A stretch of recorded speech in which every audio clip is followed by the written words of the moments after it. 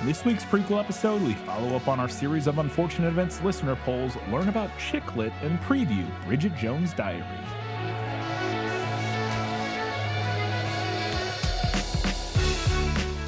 Hello and welcome back to another prequel episode of This Film Is Lit, the podcast where we talk about movies that are based on books. We have every one of our segments, quite a bit to get into, so let's just jump right in to our patron shoutouts. I put up with you because your father and mother were our finest patrons, that's why. We have two new free patron members or whatever this week. I don't know what they're called. They're not patrons. Yeah, They're I guess free patrons? not technically. I don't know. By definition, a patron is someone who Paying for- provides yeah, you right. with something for Well, they're providing us with their engagement. presence. Their Yes. presence, yes. But two new free patrons this week, Ved and Melissa. So thank you both, Ved and Melissa. And then we had one new $5 Hugo Award-winning patron this week, KD. Just the initials KD. So thank you, KD, for supporting us at that $5 level. Make sure you get that bonus content. We actually just watched our January bonus movie last night. If you haven't heard or if you haven't paid attention, we're talking about The Favorite, 2018's The Favorite, Yorgos Lanthimos film. That'll be our episode for January. We're recording that probably tomorrow or the day after, so it'll be out within the week. So look out for that. And you get all that at the $5 level. And at the $15 level, we are Academy Award-winning patrons. We recognize them every single prequel. They are Nicole Goebel, Eric, Harpo Rat, Nathan, Vic Apocalypse, Matilde, Steve from Arizona, Int Draft, Teresa Schwartz, Ian from Wine Country, Kelly Napier, Gratch, Just Gratch. Shelby says they really made a movie where Craven the Hateable fights Rhino the hot-headed sweetheart and said Rhino's the villain. That darn skag, V. Frank, and Alina Starkov. Thank you all very much for your continued support. We appreciate it so much. Katie, let's see what the people had to say about a series of unfortunate events. Yeah, well, that's just like your opinion, man. All right. On Patreon, we had 8 votes for the books, 0 for the movie, and 1 listener who couldn't decide. Our first comment was from Shelby, who said, "For once, I don't have much to add. I'm with you on all the points you made in the episode." Wow. Love the validation. There you Shelby go. needed that this week. I read the series back when all but the final book was out. It's really up in the air whether I like a book written in this style, but these worked for me. I reread the whole series to prepare for the first season of the Netflix show and kind of burned myself out, so I've only seen season 1. I think taking it a season at a time would be the way to go for This Film Is Lit. And then added an edit to say, apparently I did watch season 2, but I remember nothing. And you know what? That is fair because I was thinking about it, and I also feel like I remember more about the first season of that show than the last. Like, I don't remember how it ended. No, I don't either. I remember much more about the first season, but I think part of that, to be fair, especially now, is having watched the movie. That helped me remember. That is fair, 'Cause I think yeah. the first season is like the first 3 books. It's right. I think it roughly covers like what the movie did ish. Something Probably like that. a little bit more than Maybe that. a little 'cause more, I It's, can't it's remember. 13 books, so I And they did imagine the 3 first seasons. And I think like, yeah, it's close. I thought that was only 2 seasons. No, they did. I thought they did 3. Maybe it was only 2. I thought they did 3 seasons. I thought they did like 8, 8, and 10 or something, like 10, 8, and 8 or something. I'm pretty sure it was 3 seasons, but I could be wrong. But yeah, I don't know. In terms of taking it one season at a time, maybe we could. Maybe that would be the way to do it. Maybe. Who knows? I don't know. Anyways, we don't have to just figure that out now. So that's a problem if it exists for 5 years from now. Yeah. So. Our next comment was from Kelly Napier, who said, "I'm also going with the books for all the reasons Katie said, but I also want to go to bat for the movie. I agree with everything both of you said about the movie. It isn't as bad as everyone says it is, and it was hampered from the start because of the challenge of fully adapting 3 books into 1 movie. Also, I thoroughly do not enjoy Jim Carrey as an actor. Interesting. There are 2 exceptions to my dislike of him. The Truman Show and this." I mean, those are probably, Truman Show is probably my favorite Jim Carrey thing, but He can be I a like lot. him in most things. He I've can be seen a him in. lot. Sure, absolutely. And I'm not saying I love him in everything. Like, I don't have really any, I was never a person who watched like the Ace Ventura movies and stuff. Like when he was doing like his really like Jim Carrey shtick, like in the Yeah. 90s and stuff, I was never really like into his movies. I never really watched him much.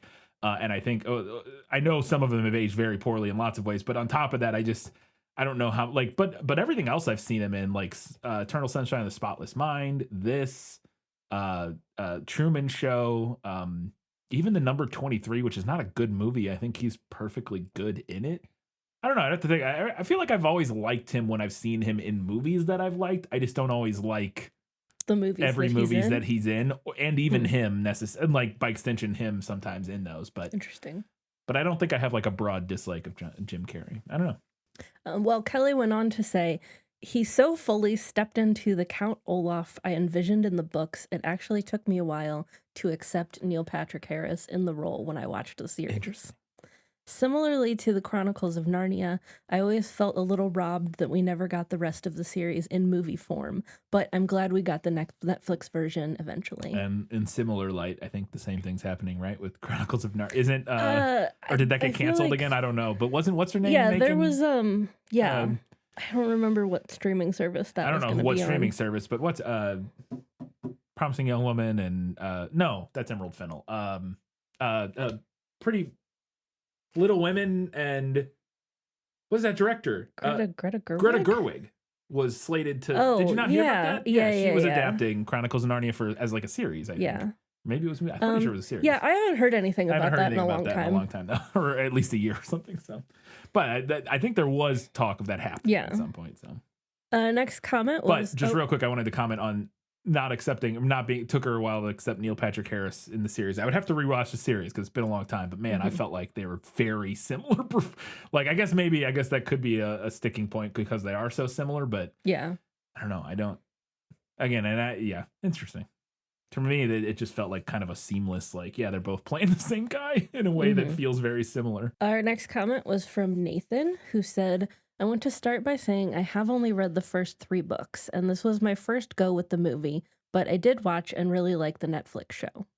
I say that because I don't think I'm being a book purist when I say I gotta go with the books, because I don't think the movie was very good at all. Interesting. First, the way the movie tried to adapt 3 books did not work.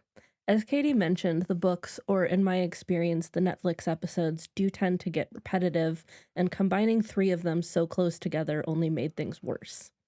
It felt like the movie kept trying to start a plot, but every time it set up a climax, it immediately deflated the stakes. I kind of don't feel that way. I think I found now if they had kept making additional movies and they kept doing the same thing, I might have started to feel that way. But I think the fact that in this movie, it's all contained in one movie, even though it is repetitive, made it feel less obnoxious, because that was a feeling I had with the Netflix series was finding the repetitive nature of the structure got grating. But I think part of that was because we would go whole seasons. We had all these episodes, and like you would finish a storyline, and then the next episode would start, and you're expecting something different, and then it would repeat again, and you're like, okay, it's still. And again, I mostly enjoyed the Netflix series, but here that I didn't have that feeling of like, oh god, here we go again, because I knew with the movie, like I know there's the end, like the movie's 2 hours long. Yeah. I know it's not like with the TV show when we start a new episode and I'm like, oh no, they're doing the same thing again. I'm like, well, we got a whole another episode. You know what I mean? Like it just felt kind of different. Like it's just fascinating that our experiences could differ in that way. Nathan went on to say, the parts of the books the movie took out were admittedly not the most interesting parts of the books, but they did include a lot of the extended direct interaction between the kids and Count Olaf. Without this, the story loses a lot of its dramatic tension, and it feels very bare bones. Secondly, I think Jim Carrey was a mistake as Count Olaf. I thought going in that he made a lot of sense.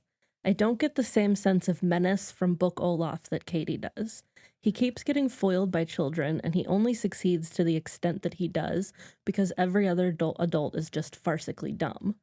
So I think he makes sense as a bumbling comic villain who nevertheless will kill you. I think Jim Carrey could have nailed that role, except for some reason we get an understated performance from Carrey. Understated? I think I don't know if I would describe his performance in this movie as understated. I guess maybe compared to some other stuff he's done. Jim Carrey stuff, maybe. But that's I don't know. I think he's pretty big in this movie. I'm not as big as Jim Carrey as possible of being, I guess. But I also don't know if that would work for the character like that. I think if we're doing the mask levels of Jim Carrey, I think that would have been too much personally, but interesting. I think Jim is a great comedic actor when he's on his game, but he works best when he's allowed to play it not just to the cheap seats, but to the people sitting in the parking lot outside the theater. He never really goes off in this film, almost like he also thought Count Olaf needed to be throttled back so he could be taken more seriously, but lacked the middle gear to pull it off. Yeah, I didn't feel that way at all. And I don't feel that way about Jim Carrey. Again, from the performances of his that I've seen, which is admittedly not all of them, but I also like him in Yes Man. I don't remember if I even like that movie, but I saw that movie and I remember thinking he was pretty when it came out. But I think he's a much better actor than... I don't know. I find him to be a more compelling actor, even when he's not doing his super over the top, you know, the Masked style Jim Carrey stuff, or like Ace Ventura Jim Carrey stuff. But I don't know. Interesting. Again, this is different subjective experiences of Jim Carrey. There, I do find him to be a pretty compelling actor. Finally, I get that a major motion picture probably doesn't want to commit to the series is a bummer bit as hard as Daniel Handler did, but the hopeful ending was just fundamentally wrong for this series. I would roll my eyes if a normal movie felt the need to have a voiceover tell me that if I think about it, the orphans have each other and that's all they really need, because I'm capable of understanding subtext without a film holding my hand. It's even worse in this film because the basic conflict of the book series is that they do make you feel like everything is going to be okay, despite Lemony Snicket's repeated declarations otherwise. We all know that the kids love each other, and we know that in a normal story they would eventually get their happy ending, but not in this series. It undermines this conflict to have the narrator agree with us that, yeah, maybe they are okay after all. I don't know. I don't necessarily felt like it undermined it for me, but that's, I don't know, it's hard to... I didn't necessarily mind that because I was kind of approaching this movie as like a self-contained thing, because I knew that only this movie exists within this series. I would also have to remember how the series ends. Like what the ending kind of sentiment that the series leaves you with and like where the kids end up. I don't remember that at all. Yeah, neither do I, because really. I know, I will say this, though. I know while there's not, like, a happy ending, I feel pretty confident that I would remember if, like, all the kids died. Right. No, so, like, that's not what happens. They do have at least somewhat of a happy ending from my memory, right? Like, yeah, or at least a neutral ending. Like, where, again, maybe things aren't happy, but they do have each other. I don't know. Like, I feel like the ending of this movie is in line from my memory with the spirit of the ending of the series, but I'm spitballing because I really don't remember. I mean, I was gonna say it didn't bother me just watching this film, but I can definitely see the argument that it is out of character for the character of Lemony Snicket. Right. Yeah. Yeah. Especially in something that would be ostensibly a continuing story where this isn't the end. Yeah. I don't know. It's interesting. And then Nathan had a couple other random thoughts here. I forgot about Jude Law. He was in like everything around the time this movie came out, and I don't remember the last time I saw him in anything. My guess for who Brian was thinking of to play Count Olaf was Colin Farrell. Oh. I think he would nail the menace and the fundamental incompetence, which undercuts it. Interesting. Yeah, I could see it. I'm not saying he wouldn't work. I remember the last thing I saw Colin Farrell in. We just saw him in, now I can't remember, but we did see him in something not all that long ago. Anyways. Wait, okay, hang on. Did he not play Grindelwald? Yes, he did. Before Johnny Depp? Yes. And then everybody was like disappointed because they were like, it should have just been Colin Farrell. Yes. And then they recast Johnny Depp to Mads Mikkelsen in the third one that we never saw. Oh my God, did they? Yes, because of the whole Johnny Depp stuff. They recast Johnny Depp again. And in the third one, I believe it's Mads Mikkelsen. But they never made that one. No, they did. The Secrets of Dumbledore or whatever the heck. We never saw it because the second one was so bad. We literally just never saw it. I have no memory of that movie coming out. 100% that movie came out. We just never saw it because we were like, the second one was awful. The second one was so bad, among other reasons. Among other reasons, yeah. And that was also the last thing I saw Jude Law in, I think, was because he was Dumbledore. Oh, yeah, that's right. Yeah, in that series. Which I actually liked him a lot as Dumbledore in his brief appearance in the second one. I thought he worked well as Dumbledore, but... Yeah, he hasn't been in, I don't know, I haven't seen him in a lot of stuff since then, but yeah. And Nathan's last little note here was the twins who played Sonny have the last name Hoffman. So I thought maybe they were related to Dustin Hoffman, and that's why he's in the film. I couldn't find any evidence that this is actually the case. That's the best lead we have so far. Honestly, that could be it. I am honestly convinced that Dustin Hoffman was just like a fan of the books and was like... Also could be that, yeah. Give me a cameo in this. Very, very well could be that. Our next comment was from Vic Apocalypse, who said, huge fan of this movie, and I really don't understand how some people can't stand it. I don't know anything about the books, but I've always thought of this as a weird kids movie, like Willy Wonka. And thanks for the info about the series on Netflix. You've finally given me a reason to sign up. Wow. There's plenty of good stuff on there. We've watched. We don't watch Netflix as much anymore because a lot of the shows we're watching now are on other stuff, but there's plenty of good stuff on there. And the show's good, so check it out. And then we have a comment from Carissa, who said, saying that it was supposed to be the new Harry Potter makes so much sense. I remember my grandma buying me all the books after the movie, but I abandoned them because I was overwhelmed. That's understandable. Yeah. And I do think that it was supposed to be the new Harry Potter, I think, from the sense of like kind of the media thought and like wider culture was when like, I say that it was supposed to be the new Harry Potter, and which a lot of stuff at that time kept having that because Harry Potter was such a runaway success. Yeah. Every time a new series showed a little bit of promise, it would be like, oh, that's the new Harry Potter. Yeah. And I do think that this series probably shouldered a little bit more of that mantle than other series did, because this series did get really popular. Yeah. Yeah. Like clearly they made a movie and a Netflix series out of it like later. Yeah. But but point being, I don't think like it was like set out to be like, this is gonna be the next Harry Potter, because it's also like, I also think it's a very unfair comparison. It doesn't really feel like Harry Potter at all. No, it's not. It's not like Harry Potter at all. No. My point. But I get what you're saying, point in saying that was simply from like a marketing perspective and like a cultural discussion perspective. And it very much applies to what Chris is saying here. Is like her grandma bought her all the books, probably because the grandma saw some news article about how this new series, like, it's the new Harry Potter, like that kind of thing. And Carissa went on to say, seriously considering watching the series now after years of feeling like it's not for me. Interesting. Would love if one day you guys were willing to do even some of the books. I understand it's a big ask, but it just seems like something you guys would do really well, even if you are just picking a few or giving us a less detailed version of it.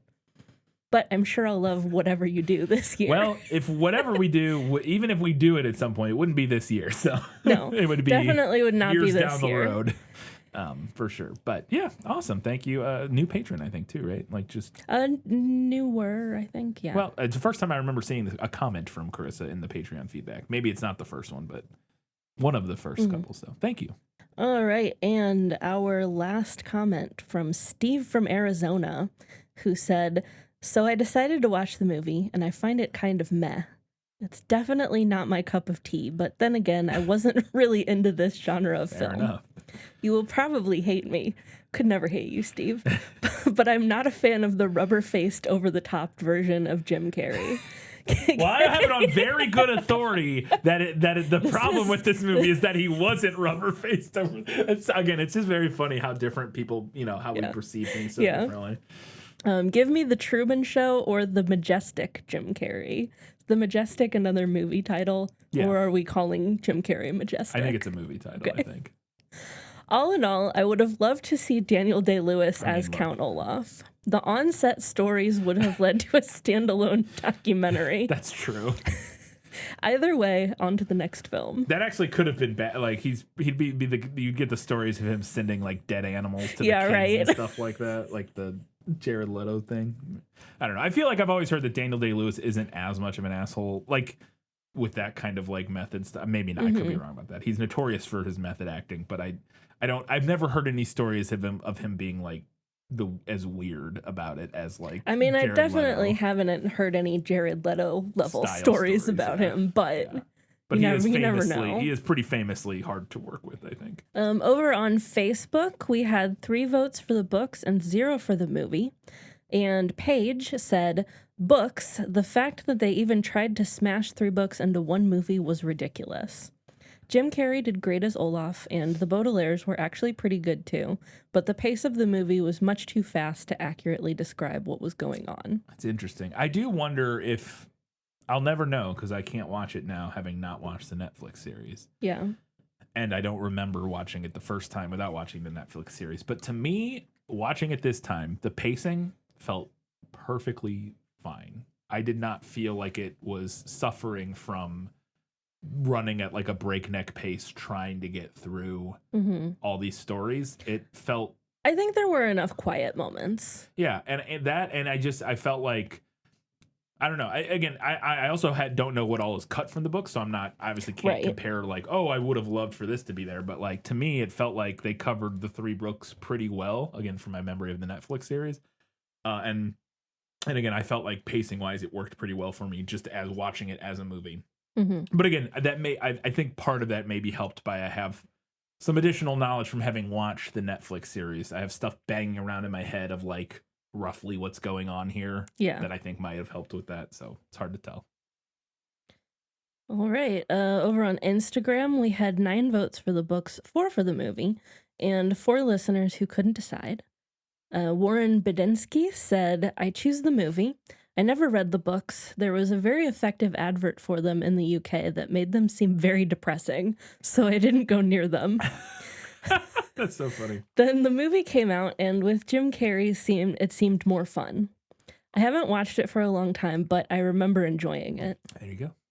And Tim Wahoo. Wow, a rare actual appearance for Tim Wahoo. Tim Wahoo leaves comments more frequently than you would think, but most of them say Katie always chooses the book, so I just don't read them. No, I know. That's what I'm saying. Yeah. No, I'm aware. Okay, oh, you were being sarcastic. I was being sarcastic. Okay, I was saying they actually made it into the episode because they weren't just a troll. I know. This time. I'm including your comment because you weren't just trolling Tim Wahoo. I don't even know if Tim Wahoo listens to us. Probably not. Anyway, Tim said, I know nothing about it, but I do call my dog Lemony Snicket sometimes. I vote movie. There you go. So I also still feel like they're kind of trolling. Yeah, but not as bad as the other one. Whatever. And our last comment on Instagram was from Hannah Joseph, who said, I love each adaptation. They all have their own amount of unique details and horrifying charm. If I had to choose, I'd say the books. I read them all in elementary/middle school, and they sparked my love for reading and writing. And dark humor, of course. There you go. Fantastic. Thank you, Hannah. Maybe another new commenter. Or maybe not new, Hannah is, chimes in every now and then, yeah. We didn't have any comments on Threads, but we did have 1 vote for the movie. Somebody jumped onto we're really struggling on Threads and Blue Sky. Yeah. I think we might get an influx to Blue Sky. I hope based so. On recent events. If you're on Blue Sky, please follow us and interact with our polls. We're going to get even more of a, well, not that there was really any of our listeners were still on Twitter anyways, but I think the Twitter exodus is really we were mostly dead on Twitter by the time I deleted our account on Twitter. Yeah. And then on Goodreads, we had 0 votes for the books and 1 for the movie. And Miko said, I too started the Netflix series when it came out, but gave up somewhere halfway through because the repetition was becoming maddening. The kids go to a quirky new home. Count Olaf follows in disguise. Absolutely no one believes the kids. Olaf deals with the caretaker. The kids manage to foil his plans at the last second. Rinse and repeat, and repeat, and repeat. I could feel the same repetition brewing even in these 3 books.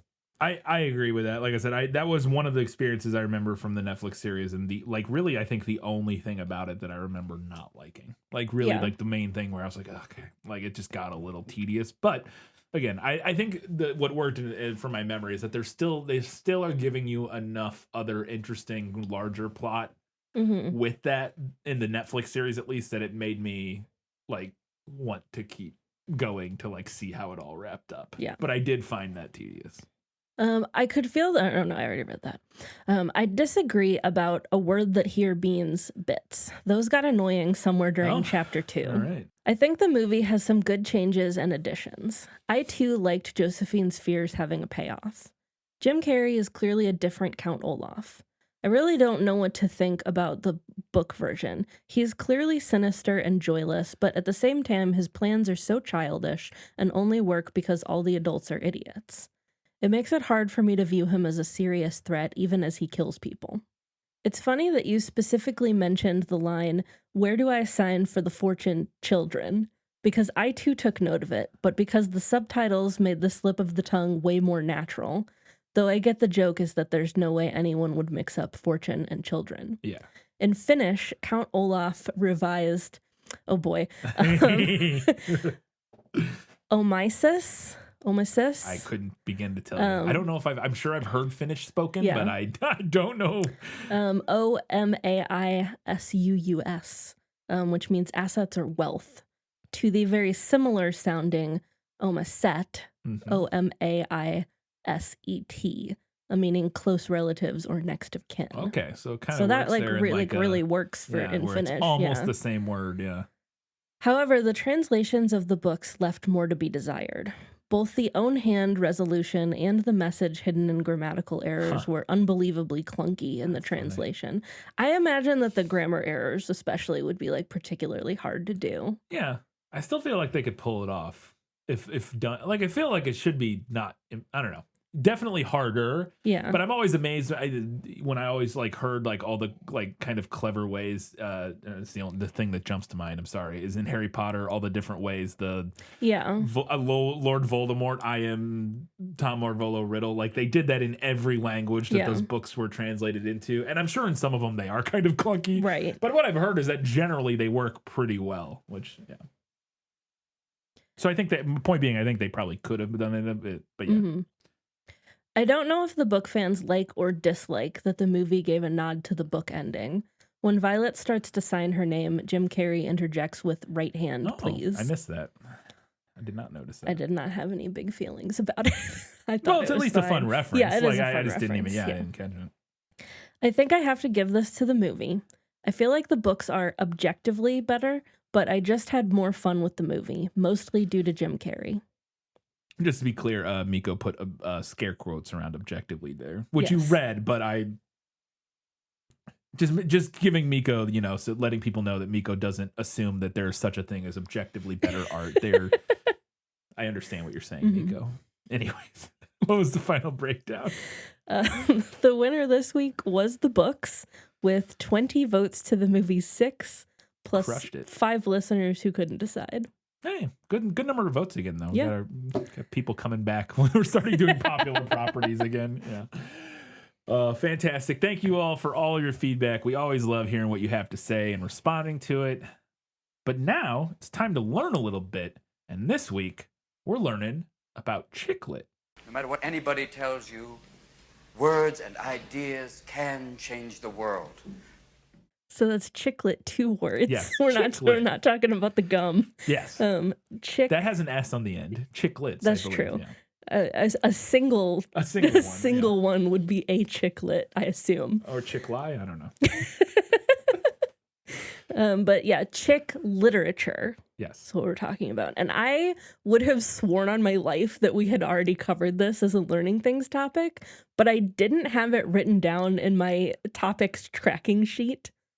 So away we go. I don't remember covering it. I don't know when we would have. I mean, there's probably something that would have applied, but I'm imagining that it must have just come up in like a book notes for some other property, but I can't remember what. Yeah. It's like, Maybe. Sorry. I was thinking maybe one of the top things that popped in my head was Legally Blonde might be like. Yeah, maybe Legally Blonde or The Devil Wears Prada. Maybe. Yeah, those would be like the two main ones that immediately. Yeah. Anyways.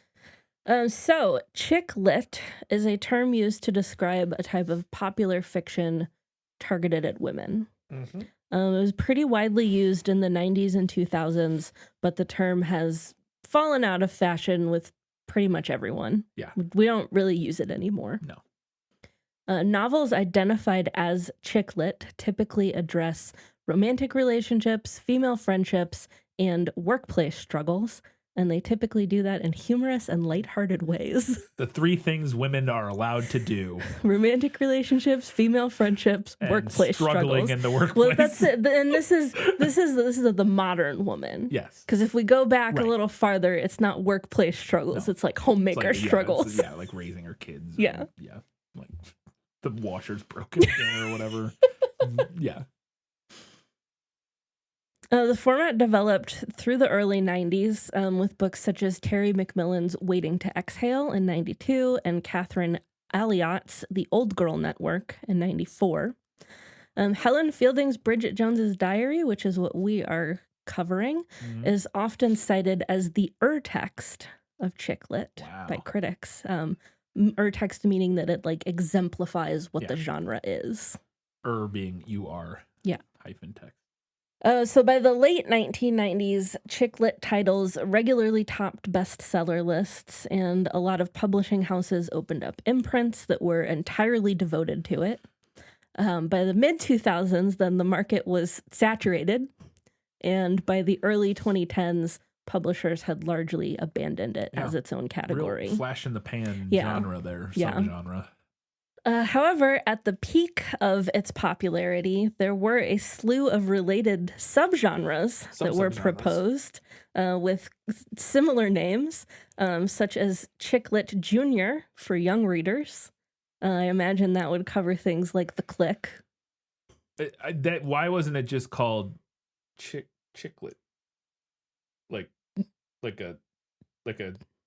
Sorry, I'm trying to think of. Thinking like there's a pun there with baby chickens. But it's already chick, so how do you? But like a chick, call it egglet. Like well, but you just change the spelling. So instead of CHICK space LIT, you just make it CHICKLET, all one word, chicklet. But that's the candy. That's the candy. Yeah. I don't know. Never mind. There was also mommy lit for moms, right? And chicklet and corsets. There's got to be a better one for that. Historical fiction. Although, in all fairness, according to Wikipedia, that term was only used by one person in an academic paper. So it wasn't like no marketing genius came up with that. Clearly, because it's a mouthful.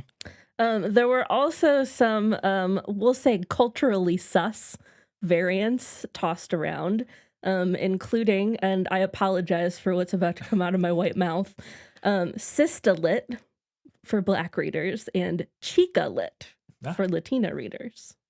So whatever you want to make of that. Culturally, it depends a lot on who, it depends started on those who's terms. saying it, who's using it. Yeah. Who coined those terms? I don't know. That is the $1 million question. A controversy over chick lit focused at first on the literary value of the books / the genre. However, over time, controversy has focused more on the term itself and whether the concept of a chick lit genre is inherently sexist. Obviously, right? Well, you'd be surprised at people's opinions. I feel obviously inherently sexist, but that doesn't mean this would be my initial take, just surface level. Let me insert my cishet white guy opinion here. That's what the whole podcast is, to be fair. But it feels inherently sexist, but that doesn't mean that as a genre it's not meaningful or useful, or that it couldn't be sort of like I don't know if reclaimed is the right term, because I don't know who started calling it that, but I think it could be, it feels like a genre that is meaningful and a meaningful distinction, but the term chick lit very clearly has an inherently kind of sexist connotation and dismissiveness is kind of what it feels like to me.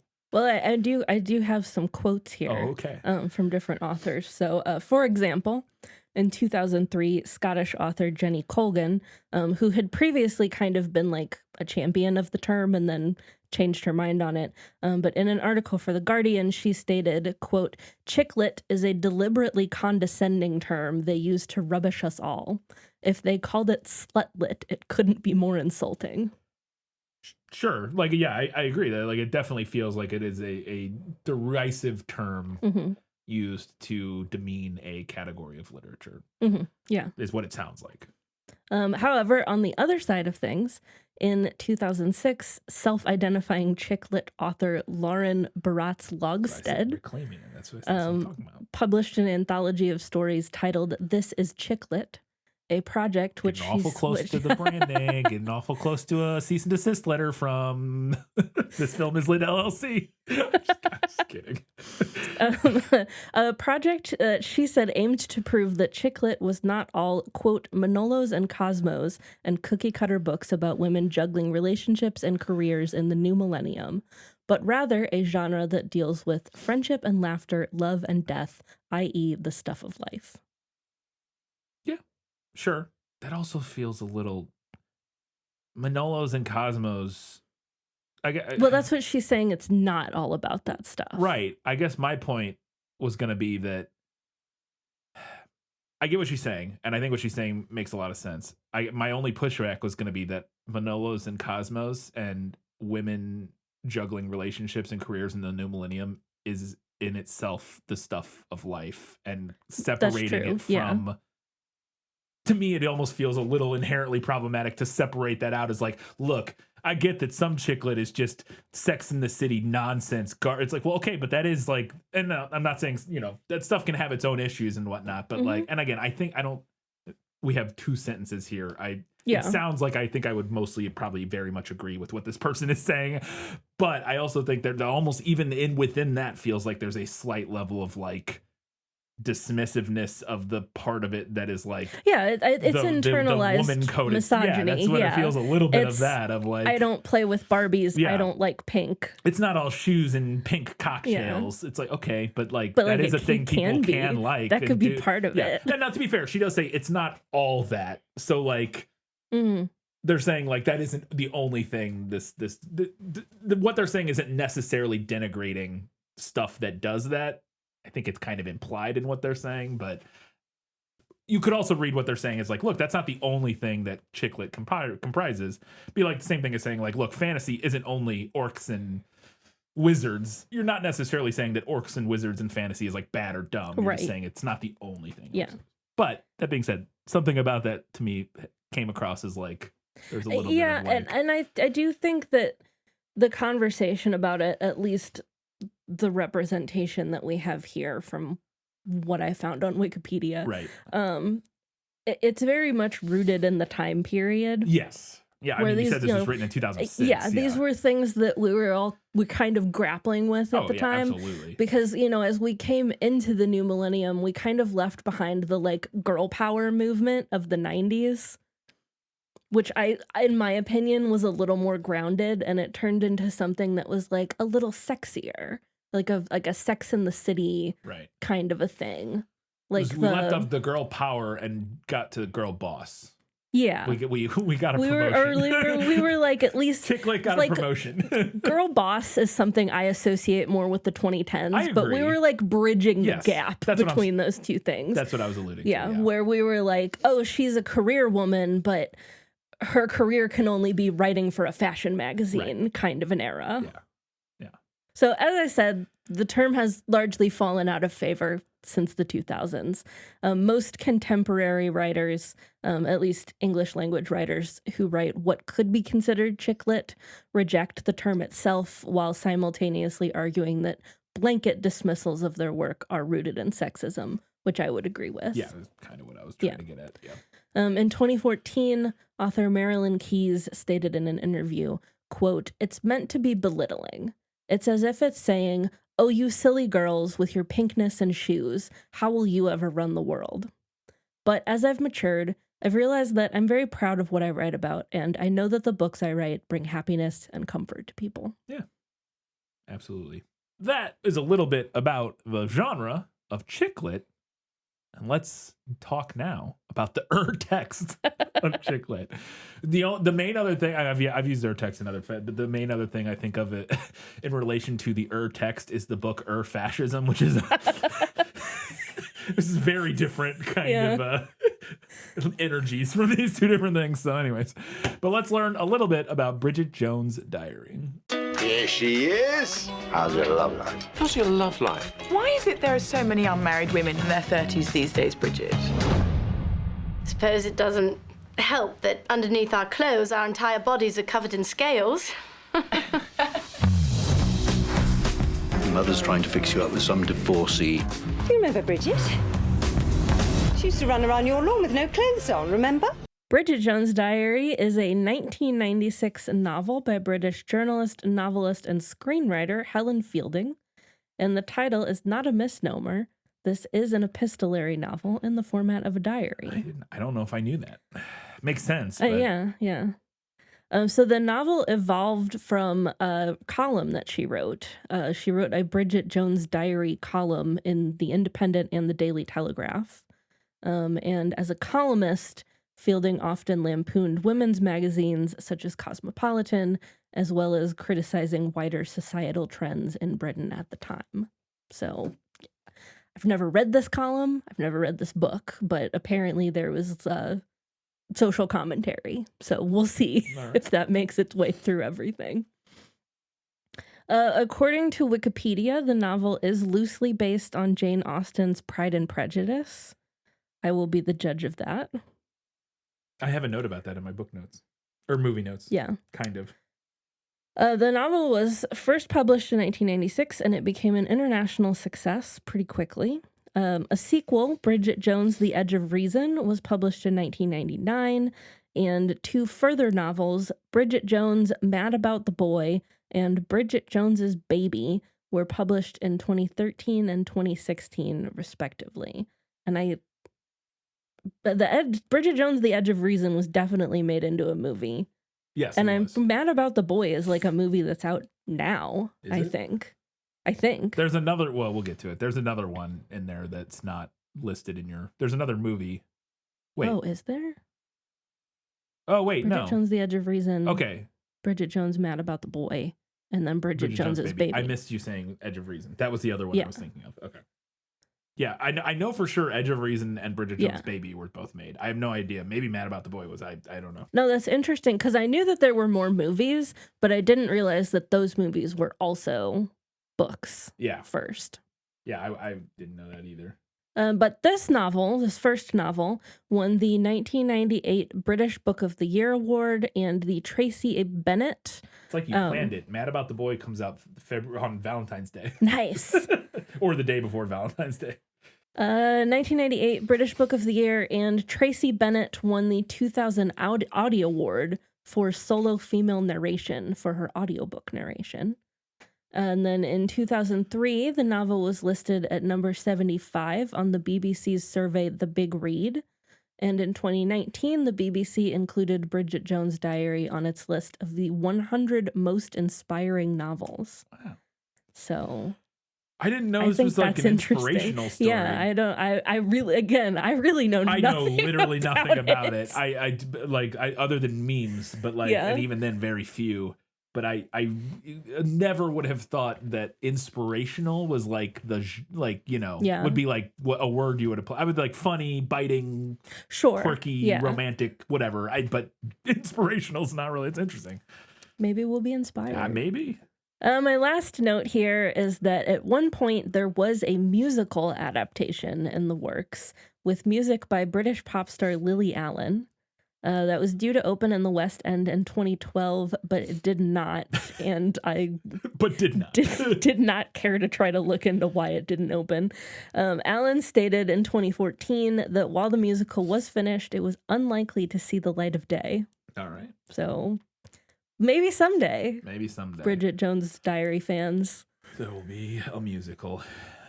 Well, there was a film, though. So let's learn a little bit more about Bridget Jones' Diary, the movie.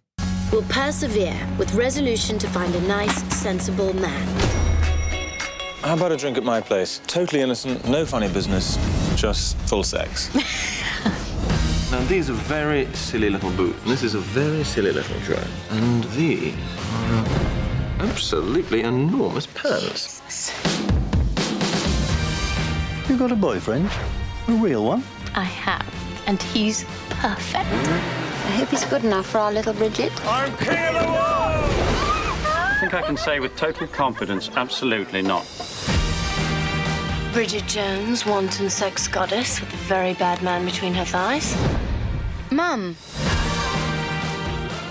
Bridget Jones' Diary is a 2001 film directed by Sharon Maguire, known for Incendiary, Bridget Jones' Baby, and Godmothered. Didn't have a ton of credits, but those are some of the main ones, along with this movie, obviously. It was written by Helen Fielding, along with Andrew Davies, who wrote the 2011 Three Musketeers movie, Bridget Jones' The Edge of Reason, the 2005 Pride and Prejudice, or no, sorry, not the 2005 Pride and Prejudice. And then after those things, a bunch of BBC television series, including their Pride and Prejudice, their House of Cards, Middlemarch, Bleak House, War and Peace. There was like a whole list of like these British BBC. Like, do you mean the 1995 Pride and Prejudice? No, I believe literally they made or maybe it is the 95 one. His might have been the 95 one. What's his name again? Richard Curtis. I can't remember. No, Andrew Davies. No, Andrew Davies. 1995 British television drama. Yeah. Yes. So okay, sorry, I was gonna say because the 1995 one is BBC. Yes. I not that they couldn't have done another one. Not the 2000 whatever one. No, not the one we did. That's what I was thinking of. Sorry. He didn't do the one with Keira Knightley. He did the one from the 90s with Colin Firth, which we'll get to. Also, Richard Curtis was a final writer known for Notting Hill, Four Weddings and a Funeral, Love Actually, Bridget Jones' Edge of Reason, War Horse, About Time, Mamma Mia, Here We Go Again, Mr. Bean series, Mr. Bean's Holiday, Blackadder, and he wrote exactly one episode of Doctor Who, but it's arguably maybe one of the best episodes of Doctor Who. He wrote Vincent and the Doctor. Which is fascinating. Arguably, yes, one of the best episodes of Doctor Who. In my opinion. But yeah, it's just fascinating. I was like, what an interesting, like I had no idea that yeah. It's just such a varied, I don't know if it's that varied, I guess, but yeah, fascinating. A lot of very British stuff. Yes, yeah. The film stars Renee Zellweger, Colin Firth, Hugh Grant, Jim Broadbent, Gemma Jones, Celia Imrie, James Faulkner, Charmian May, Paul Brook, Felicity Montague, and Shirley Henderson, among others. Has an 80% on Rotten Tomatoes, a 66 on Metacritic, and a 6.8 out of 10 on IMDb. It made $334 million against a budget of $25 million. It was very successful. It's why they made a bunch of sequels. And it was nominated for one Oscar for Best Actress in a Leading Role for Renee Zellweger. She did not win. She lost to Halle Berry in Monsters Ball, which I have not seen Monsters Ball. But so in 1997, Working Title Films acquired the rights to the film, apparently before the book had really even become popular. They got it early and bought the rights to it. And I didn't get a ton of production notes, but I had to get, I always love casting stuff. So I have one big main section here about casting Bridget Jones. And I have a list of actresses who were considered for the role other than Renee Zellweger. It's great. Helena Bonham Carter, Cate Blanchett, Emily Watson, Cameron Diaz. Isn't she American? So is Renee Zellweger. Fair enough. Which we'll get to. Wait.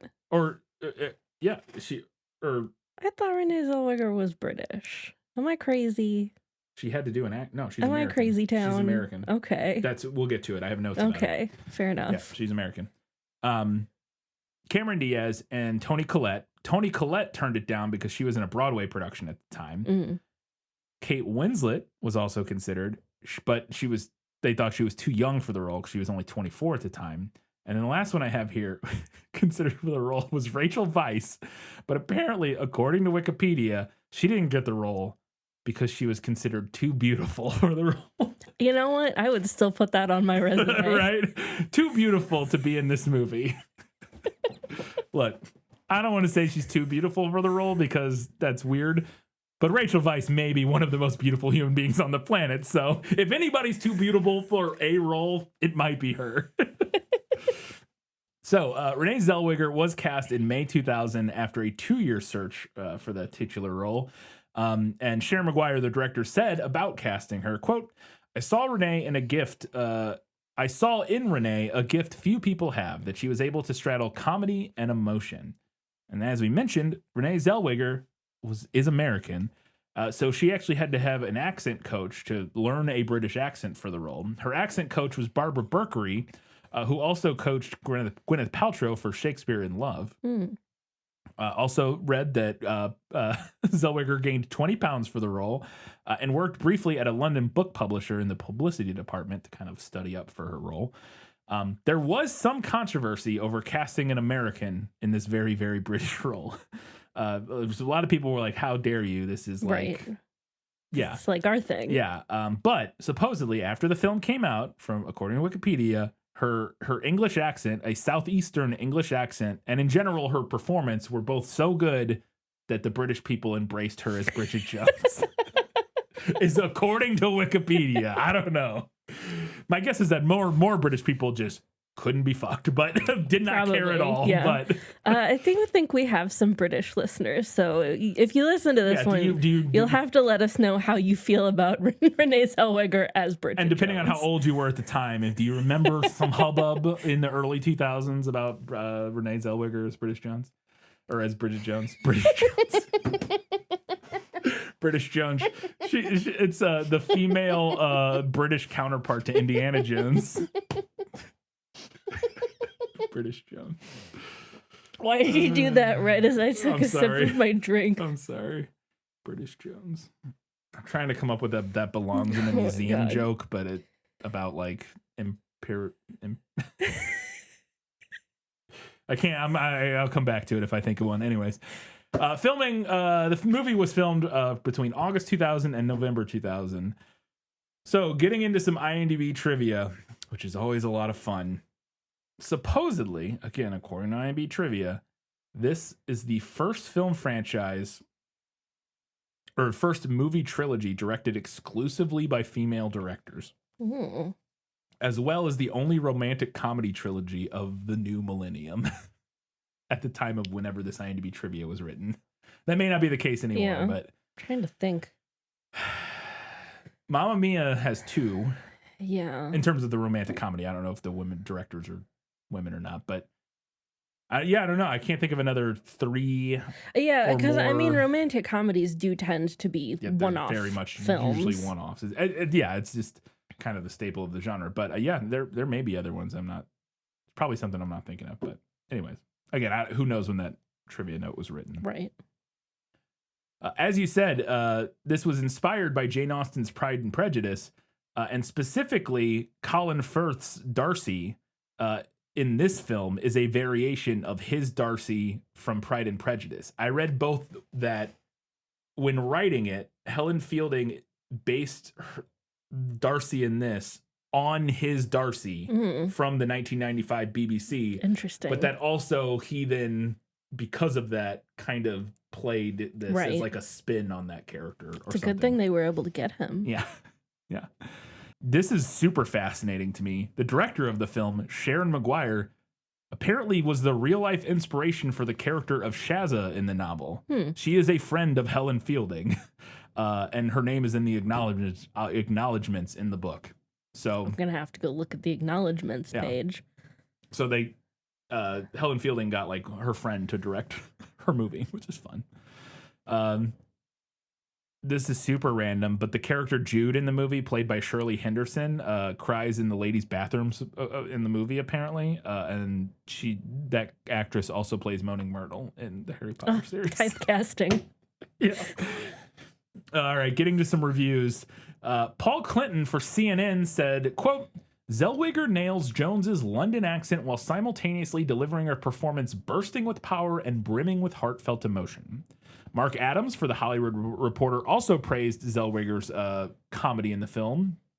Writing for the Washington Post, Stephen Hunter said, quote, Zellweger gets to show both her frantic awkwardness and her tender decency.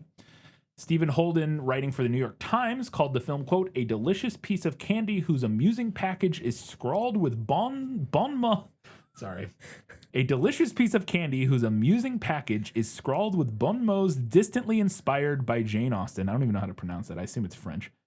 and added, quote, Miss Zellweger accomplishes the small miracle of making Bridget both entirely endearing and utterly real. It is a performance so airy you barely sense the work that must have gone into it, end quote.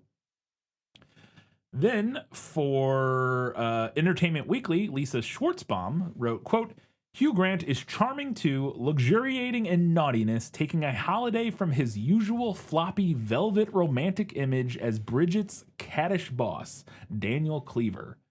She also praised Colin Firth, saying, quote, he's the complete Darcy and he never wavers. There's no sentimentality, no flirtation with the audience, no final moment of pandering to the niceness gods. He's a cold geek all the way through, end quote. Some critics did have some negative things to say in terms of the adaptation. Clinton, which was one of the earlier critics I mentioned, Paul Clinton for CNN, wrote, quote, much of Fielding's irony, the screenplay loses much of Fielding's irony, nuance, and cynicism. And while the writers have captured Fielding's sparking rhythm with words, they've created a bit of havoc with the plotline. Schwartzbaum, although giving the film a positive review, said, quote, the mess, though, where's the mess? The hysteria, the middle-of-the-night jitters of loneliness, the mess of Bridget's life in the book has been tidied, neatened into little piles of mirth and gaiety. The movie never shows us anything about Bridget that's remotely in need of psychological or physical fixing. End quote. Felicia Feaster, writing for Creative Loafing,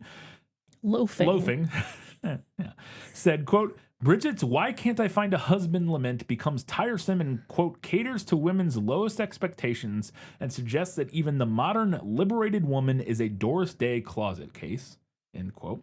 But for Salon, Stephanie Zacharek said that the film is an improvement on the novel. And then finally, writing for the Chicago Sun-Times, Roger Ebert gave the film 3.5 out of 4 stars. Wow. Saying, quote, it is made against all odds into a funny and charming movie that understands the charm of the original and preserves it. End quote. So he thought he had read the book, I guess. I guess so. And thought that the movie was a good adaptation. So, as always, you can do us a giant favor. Head over to Facebook, Instagram, Threads, Goodreads, Blue Sky, any of those places. Interact. We'd love to hear from you. You can also write us a nice little review on any of the platforms you're following us. And you can support us on Patreon at patreon.com/thisfilmislit. If you support us for $15 a month, you get access to priority recommendations. And Katie, this was a priority recommendation from? This was from Mathilde. Mathilde. Thank you, Mathilde. Looking forward to talking about Bridget Jones' Diary. Katie, where can people watch it? Well, as always, you can check with your local library or a local video rental store if you still have one.